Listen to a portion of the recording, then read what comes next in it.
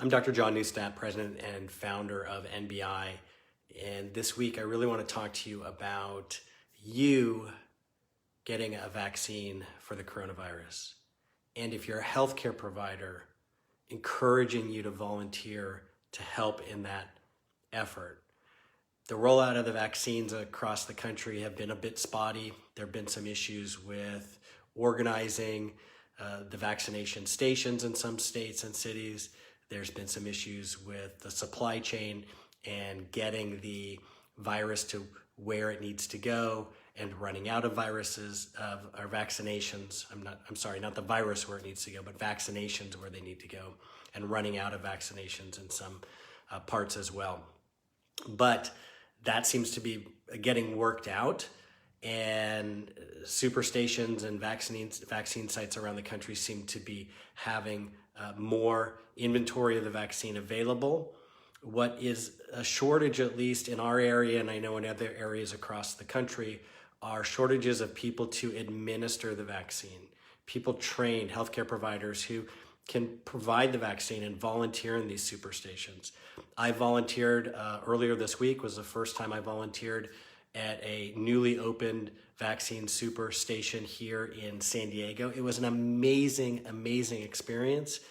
We had cars coming through, people drive through, they don't get out of their cars, and people were driving through the whole time, so appreciative. It felt so good to be giving back and to be helping others to protect themselves with the vaccine and doing what I can to contribute.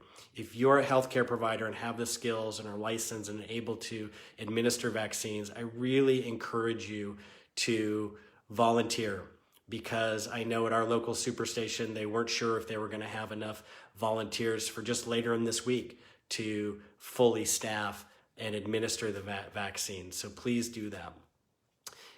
Anybody and everybody at risk for the coronavirus, really, if you're eligible for the vaccine, get it, because the research is clear that emerging research is showing more and more that it's slowing the spread. It's not only reducing the severity of symptoms if you get it, it's reducing hospitalizations, and it's actually slowing and reducing the spread of the virus. But what can you do proactively also to protect yourself? Anything you can do to boost your immune system and strengthen your immune system is going to go a long ways to helping you fight off the virus if you get it, but also hopefully keep you from getting it in the first place. And one of the things that's so important is getting enough sleep, making sure you're getting 7 to 8 hours of good restorative sleep every night, and also making sure you're eating an immune boosting diet. Lots of whole fruits, fresh fruits and vegetables. There is a blog on the NBI website, Top Immune Boosting Foods, I'm going to link to below. Click on that, take a look, and really emphasize those foods in your diet to help strengthen your immune system.